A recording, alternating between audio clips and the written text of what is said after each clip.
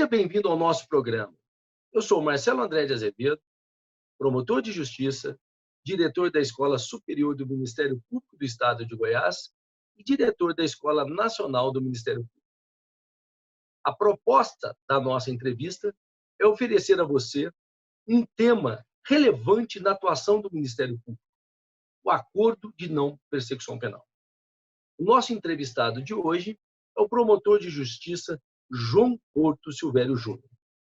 Antes de entrarmos no tema, eu gostaria de passar a palavra a você, João Porto, para uma apresentação sobre a sua trajetória. Bom dia, meu amigo Dr. Marcelo, diretor da Escola do Ministério Público do Estado de Goiás e também da Escola Nacional do Ministério Público. É um prazer para mim, caro Marcelo, poder participar desse programa novo que você, como diretor da escola, idealizou e está iniciando agora com esse projeto. Eu que integro o Ministério Público há mais de 25 anos, gostaria apenas de, para efeito de conhecimento a todos, eu sou promotor de justiça na comarca de Rio Verde, estado de Goiás, há mais de 25 anos. E sou professor também de processo penal na Universidade de Rio Verde, tenho formação na área de processo penal, fiz a minha pesquisa, primeiramente fiz uma pós-graduação lato sensu em processo penal na Universidade Federal de Goiás, depois fiz um mestrado em ciências penais, também na UFG, e depois eu fiz o doutorado em direito processual na PUC de Minas Gerais, com um estágio doutoral na Universidade de Roma Tri. E tem alguns livros publicados, dos quais eu destaco um livro que tem o título de Opinio Delite e o último livro, que é Processo Penal Fraterno, o dever de fundamentar o provimento acusatório pelo Ministério Público no sistema processual brasileiro. É uma honra, uma satisfação, doutor Marcelo, participar desse primeiro número, uma sequência de entrevistas que o senhor idealizou para esse novo formato, dessa forma de comunicação da Escola Nacional do Ministério Público. Eu estou à disposição para responder os questionamentos que o senhor vier fazer e me coloco à inteira disposição para isso. Vamos lá, então. É um prazer a sua presença, eu ressalto novamente. Eu tenho certeza que vai muito colaborar com o conhecimento dos nossos colegas do Brasil afora.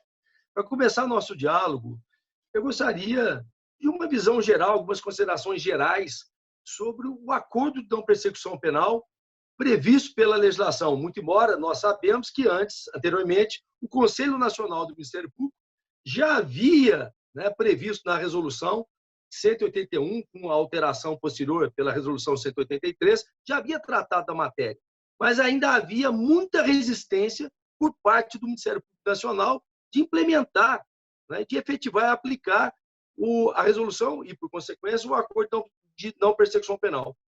O que o senhor tem a dizer agora com a criação por meio do nosso legislador? Doutor Marcelo, eu fui um dos promotores que resistiu a aplicar o acordo de não persecução penal estruturado por uma resolução.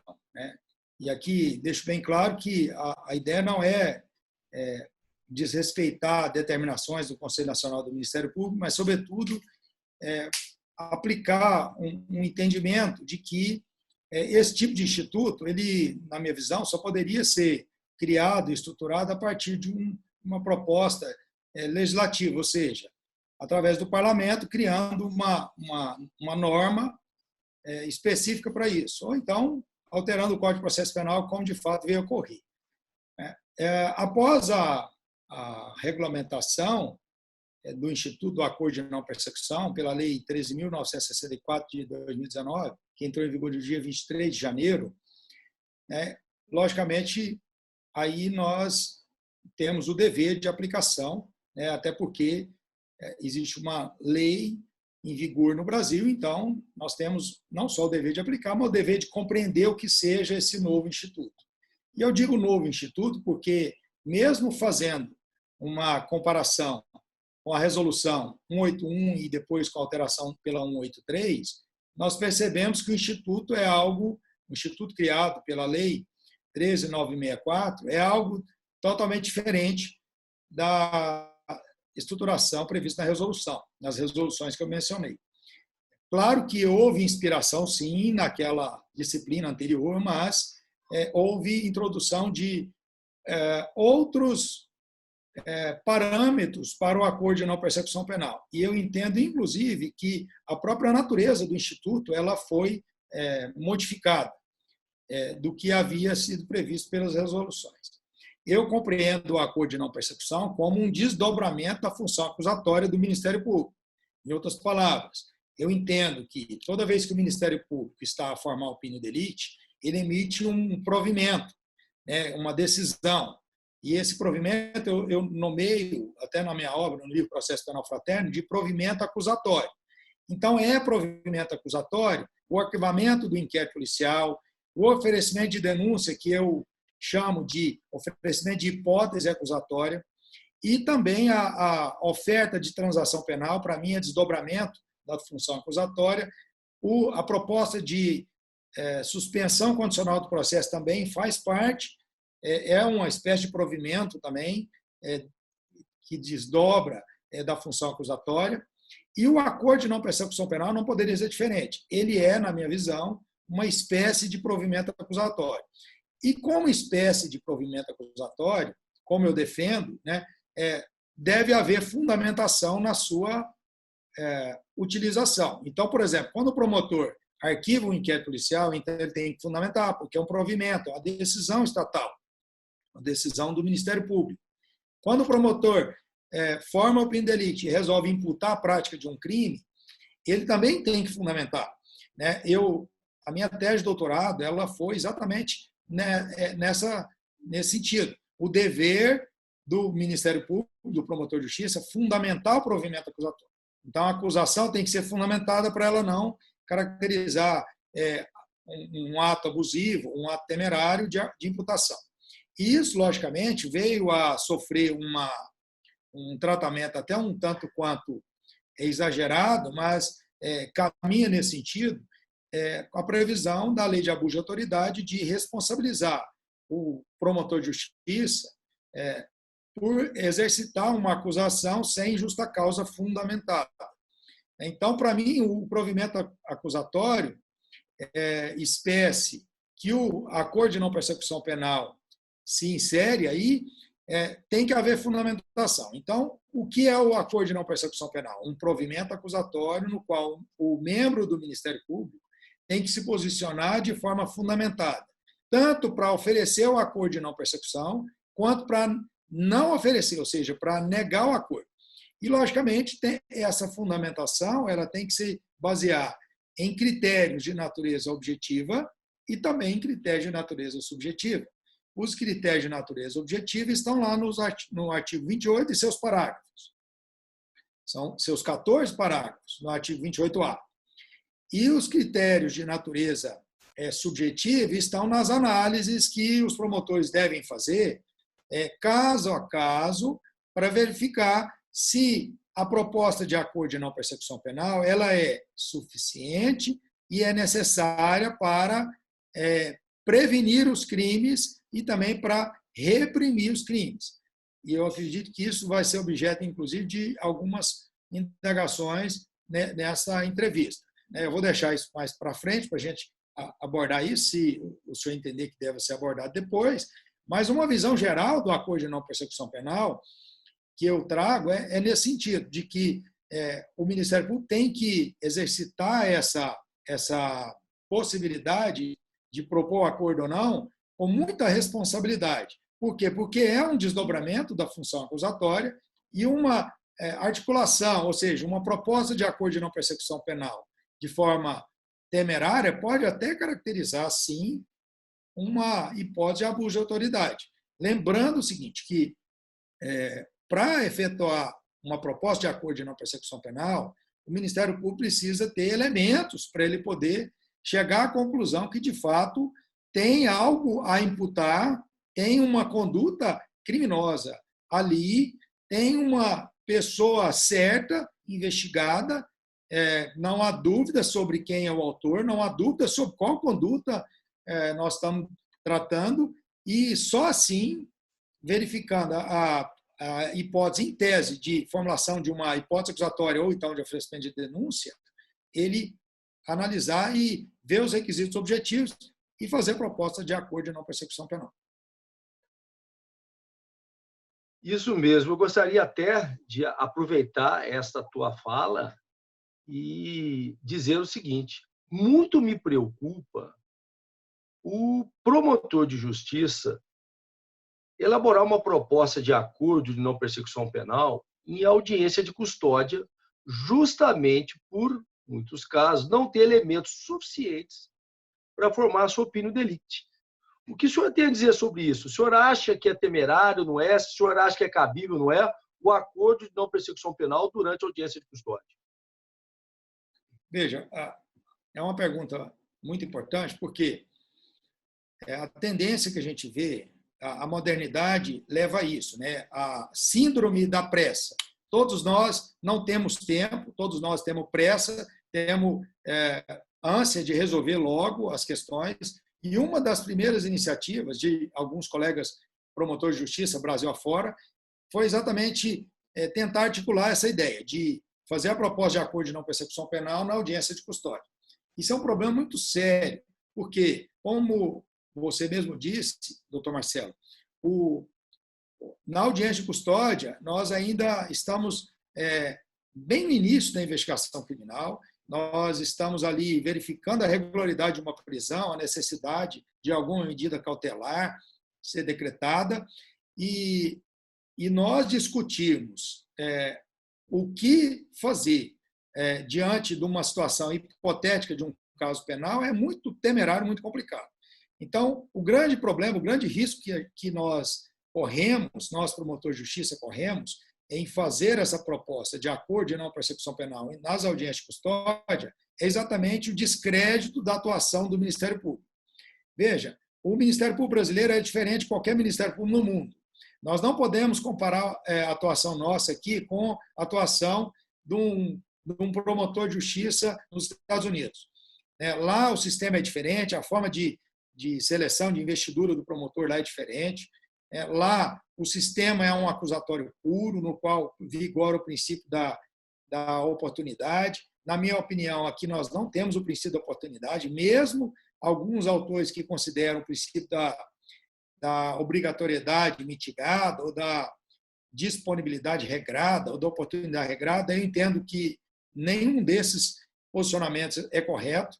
Para mim, o que vigora para nós é o princípio do dever de fundamentar a opinião delicti, ou seja, o provimento acusatório. O promotor tem que se posicionar diante do caso concreto, ele não pode simplesmente dar de ombros para o caso concreto e não explicar por que ele não está processando a pessoa, não explicar por que ele está processando.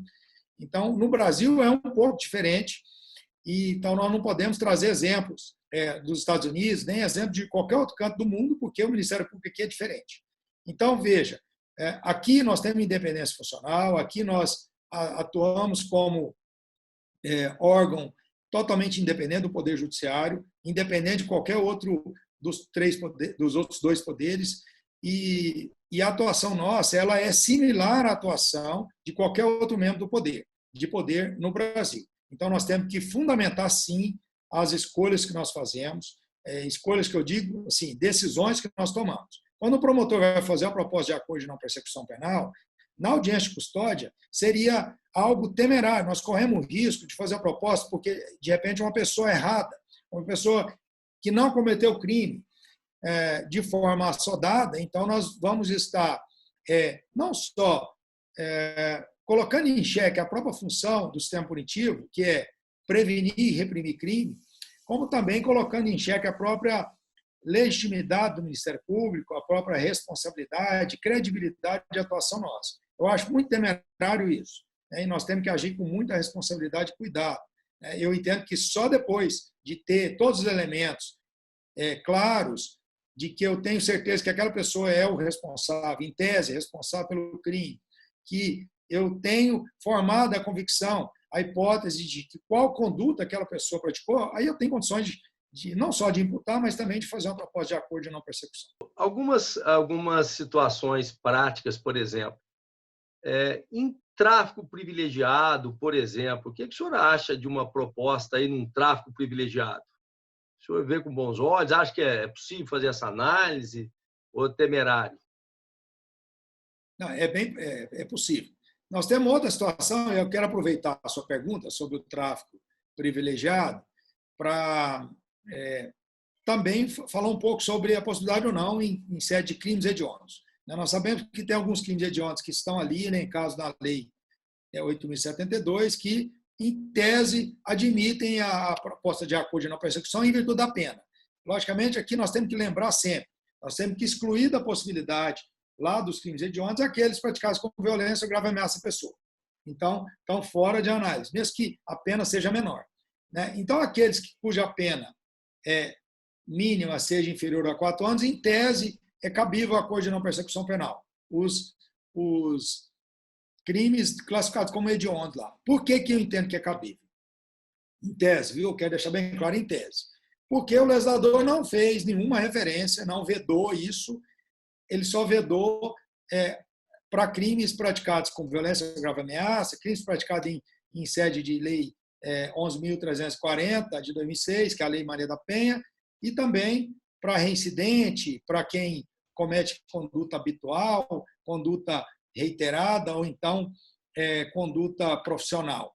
Não é isso? E também para quem já tenha sido beneficiado pelo acordo de não persecução, transação penal, suspensão condicional do processo, enfim, tem aquelas limitações ali, e ali não se encontra nenhuma limitação relacionada a crime hediondo. Então, em tese, cabe sim. Agora, é lógico que alguns crimes, por exemplo, favorecimento à prostituição de criança ou adolescente ou vulnerável, caracterizado como crime hediondo, o Ministério Público o promotor tem que analisar em cada caso concreto se isso vai ser, se a proposta de acordo será suficiente, será necessária para reprimir a prática de determinados crimes. Vai depender da análise do caso concreto. O promotor tem que analisar e fundamentar de acordo com cada caso concreto. Em tese, na minha opinião, cabe. Veja, o porte ilegal de arma de fogo de uso proibido também é considerado crime hediondo.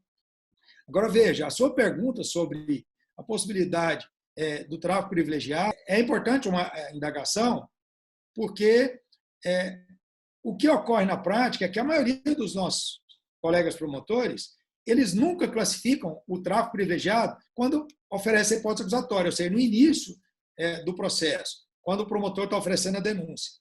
A maioria classifica como um tráfico, o artigo 33 no caput, e lá já no final, na audiência de instrução e julgamento, é que ele vai ou pedir a desclassificação, porque ele entendeu que a situação é privilegiada.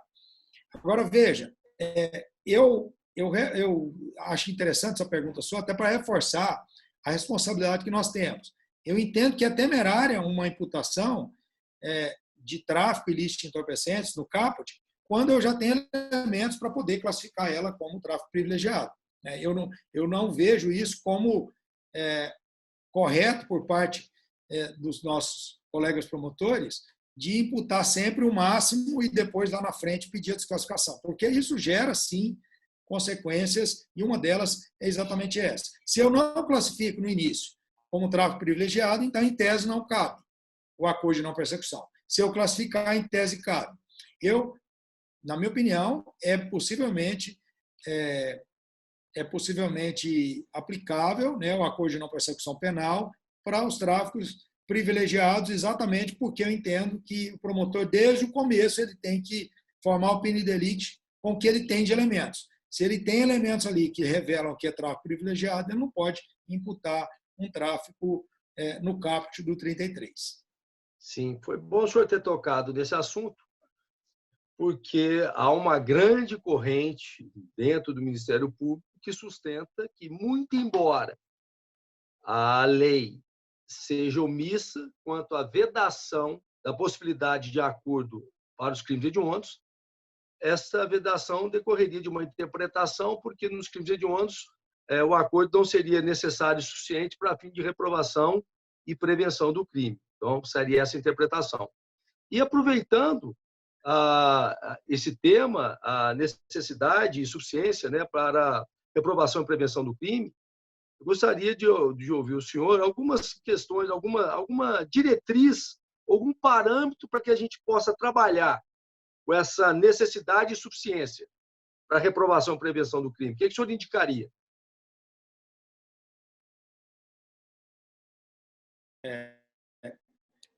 Só retomando um pouquinho, porque o senhor fez um comentário, é que alguns colegas entendem que não caberia a proposta nos crimes hediondos exatamente por isso. Veja, como eu mencionei, em tese é cabível a proposta. Agora, em cada caso, nós temos que fundamentar por que nós não vamos propor. Então, esse posicionamento aí que o senhor mencionou de alguns colegas, nós já estamos numa segunda etapa já da análise. Primeira etapa é, em tese, cabe. Né? Em tese, a lei não veda. Mas eu posso, no caso concreto,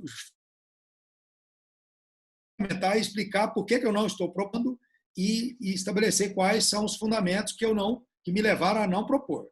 Então, os fundamentos são exatamente esses daí, né, que eu vou analisar. Em tese, cabe? Cabe. Então, eu vou verificar agora se, em cabendo o acordo de não persecução penal, vai ser suficiente, vai ser necessário o suficiente para reprimir e para prevenir o crime.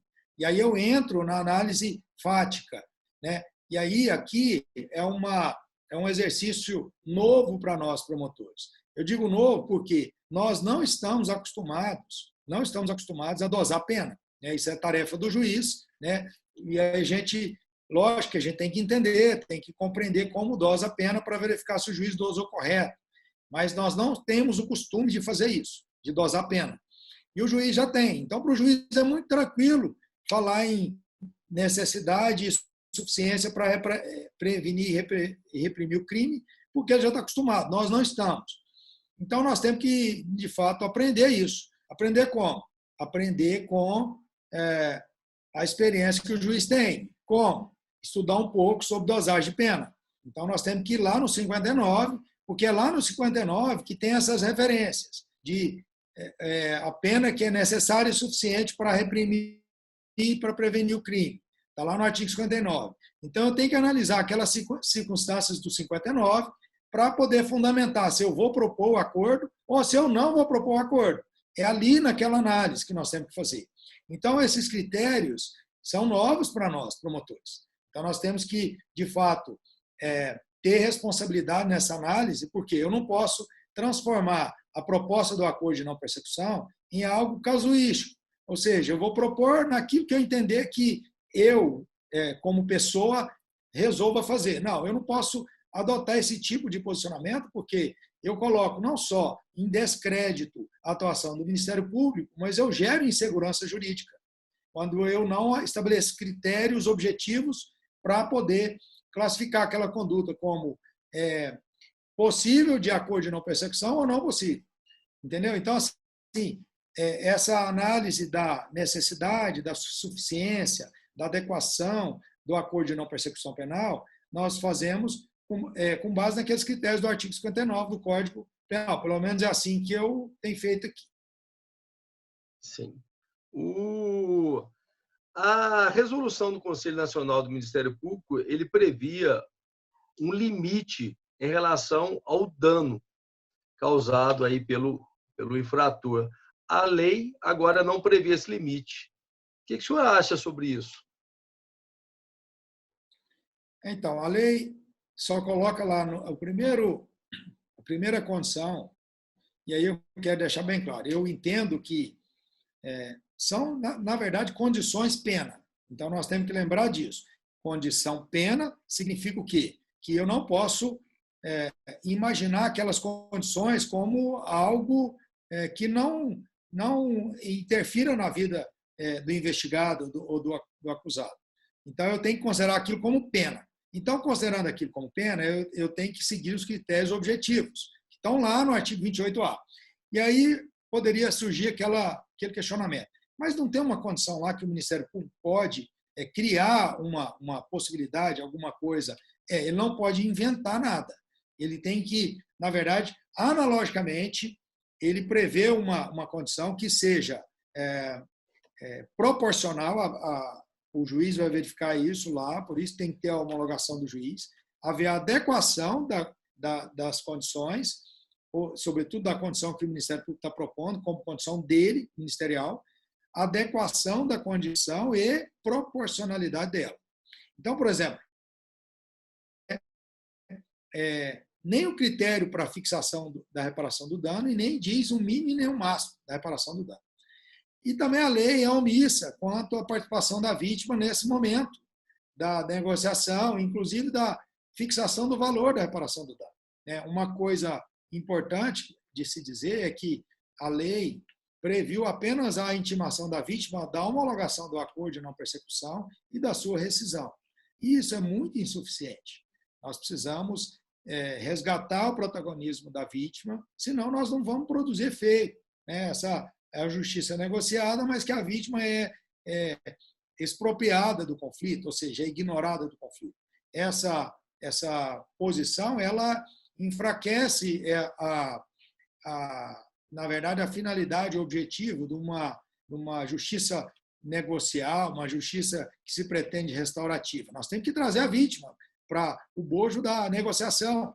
Então, o que eu tenho feito aqui eu notifico a vítima. Primeiro, eu ouço a vítima no meu gabinete, ouço mesmo de tomar declarações, de constar uma ata que eu ouvi, esclareci sobre a possibilidade de reparação do dano, ouvi a opinião dela e indiquei critérios. Por exemplo, aqui nós fizemos um acordo de não persecução penal em caso de homicídio culposo e ouvi a esposa da vítima. Então, a esposa da vítima, ela veio, trouxe elementos importantes para mim, para eu entender o que a vítima fazia, qual era a renda da vítima quando ela estava viva, qual a contribuição dela para a família, para eu poder entender o impacto da conduta e para eu poder fazer uma proposta. Agora, é lógico que, às vezes, a vítima, o representante legal da vítima, vem e diz: eu gostaria de uma indenização aí de R$500 mil. É lógico que eu vou esclarecer para a vítima: olha, esse valor,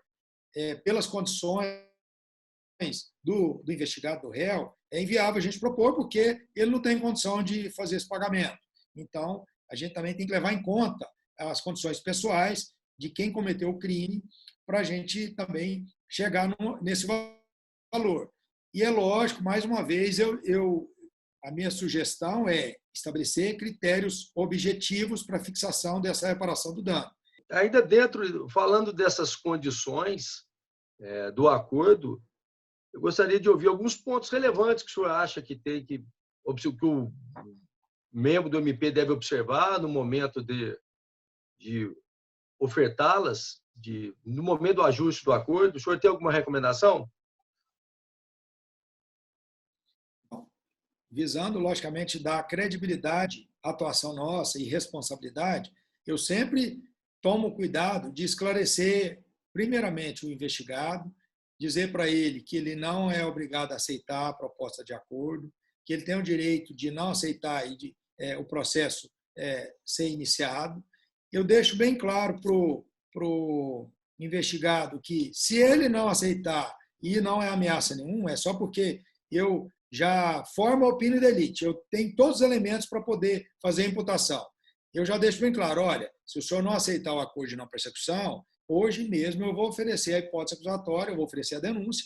Então, pelo crime tal, se é qualificado ou não, então eu vou dizer: olha, vai ser por isso. Eu deixo bem claro isso para ele entender. Não é ameaça nenhuma, é só esclarecimento que eu acho que nós temos que fazer, porque nós não podemos, como promotor de justiça, blefar. O que significa esse blefe que eu estou me referindo? O promotor de justiça, se ele fizer uma proposta de acordo de não persecução penal e o investigado não aceitar a proposta, ele tem que oferecer a denúncia, oferecer a hipótese acusatória.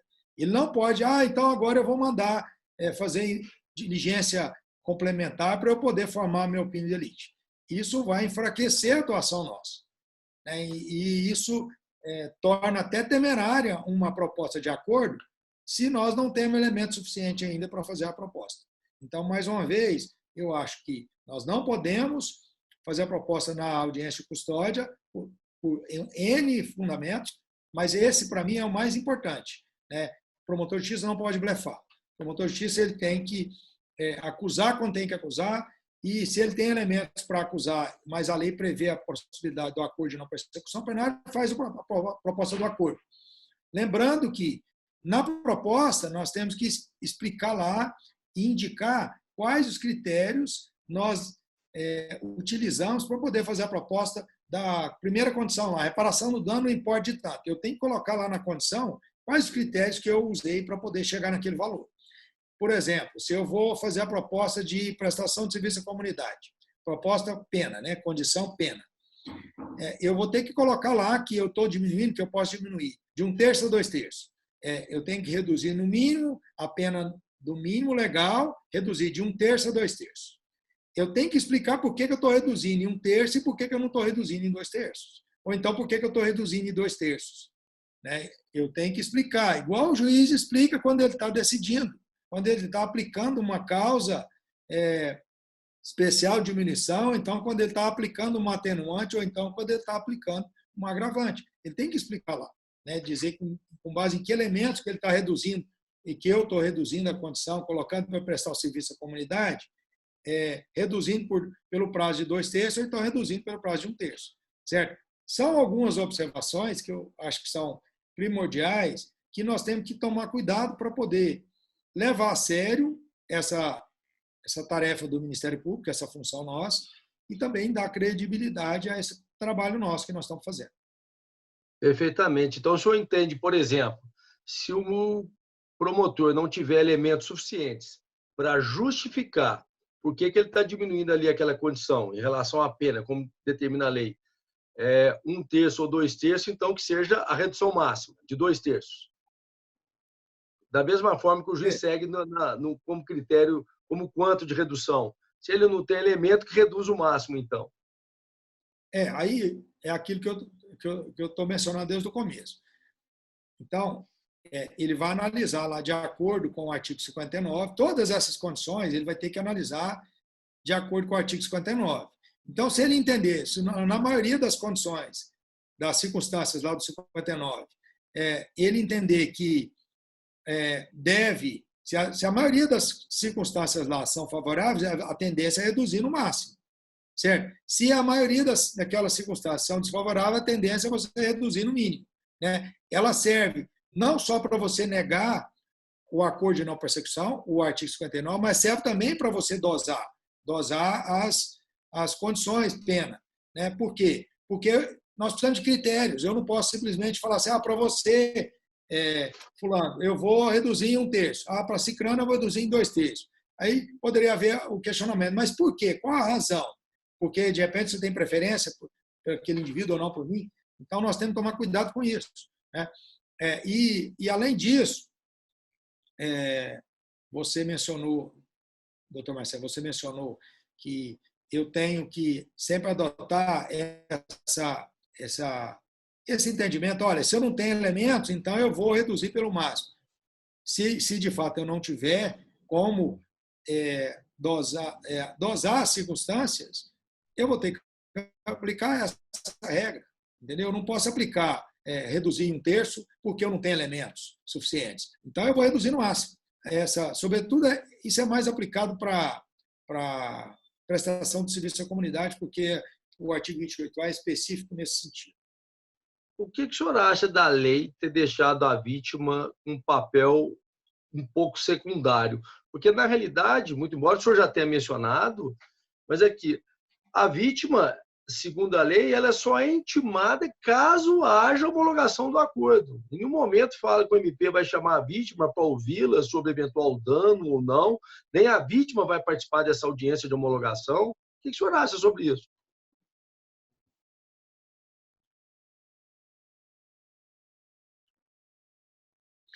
Veja, como eu disse, eu entendo que houve uma falha do legislador de não contemplar a participação da vítima nessa fase de negociação. Agora, o que eu faço, a providência que eu tomo é assim: eu não intimo a vítima para a audiência de negociação, eu intimo a vítima antes, para uma audiência separada, antes no Ministério Público. Dá muito mais trabalho, ocupa muito mais tempo nosso, a pauta nossa é mais complicado, mas eu entendo que é inevitável, ou seja, que é um respeito que sobretudo o promotor de justiça tem que ter com a vítima. Nós temos que resgatar o protagonismo da vítima. Nós somos também representantes da vítima e da sociedade. Nós não estamos aqui atuando como órgãos independentes. Nós somos, sim, os representantes adequados da sociedade, da vítima, para atuar na acusação criminal. E a vítima é a parte diretamente afetada no crime, então eu não posso ignorar isso. Eu tenho que ouvir a vítima. Então, eu entendo que nós temos que notificar a vítima numa audiência separada, ouvir, né? E franquear a vítima a possibilidade, se ela quiser, participar da audiência de acordo de não persecução. Eu não posso dizer que eu intimar para ela participar. Às vezes ela não quer confrontar com o autor do fato, ela não quer, de repente, ficar sabendo, às vezes até ela quer, ela tem essa vontade de estar na audiência e tal. Então, eu acho que isso é um direito dela, da vítima, e eu tenho que velar por ele. Eu não concordo que a vítima tem que ser intimada só da homologação, então só da rescisão, porque é nós simplesmente darmos as costas para a vítima. Para a gente finalizar, uma pergunta até polêmica, eu sei que vai ensejar divergência. Qual a sua opinião sobre acordo de não persecução penal nos crimes de ação penal privada? Então, eu já tive a oportunidade de responder essa pergunta numa live que eu fiz no Instagram sobre o acordo de não persecução penal. Então, um advogado aqui de Rio Verde fez essa pergunta, né? E, veja, nós podemos aplicar o mesmo entendimento que há para o que nós já resolvemos acerca da transação penal. A transação penal é um instituto exclusivo dos processos de iniciativa pública. Por que isso? Porque o que está em jogo aí é a transação que está ocorrendo, e aí ocorre na transação penal e ocorre no acordo de não persecução penal, a transação é sobre o direito de punir. Então, o direito de punir, quem tem possibilidade de transacionar sobre ele é só o Estado. O Ministério Público representa o Estado, o juiz também representa o Estado. Então, são os órgãos que vão participar dessa transação. Então, o promotor de justiça, lá na transação penal, ele é um órgão do Estado. A transação penal ela só é cabível nos crimes de iniciativa pública, ou seja, de ação penal pública. Eles não são, a transação penal não é cabível para os crimes de iniciativa privativa do ofendido, ou seja, de ação penal privada do ofendido. Ali existe a possibilidade de uma composição, existe a possibilidade de uma renúncia, existem várias outras possibilidades, mas não de transação.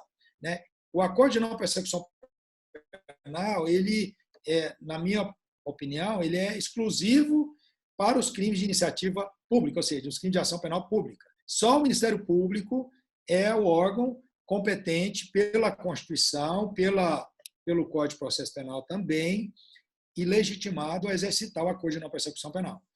Eu entendo que nos crimes de ação penal privada, quando isso, em tese, for cabível, porque a grande maioria dos crimes de ação penal privada são de competência do Juizado Especial Criminal. E esses de competência do Juizado Especial Criminal também estão excluídos do acordo de não persecução penal.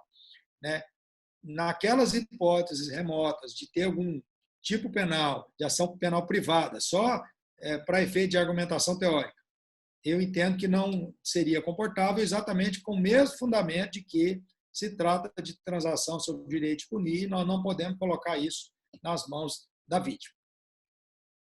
Isso mesmo. Muito obrigado, João. Vamos finalizar aqui o nosso programa.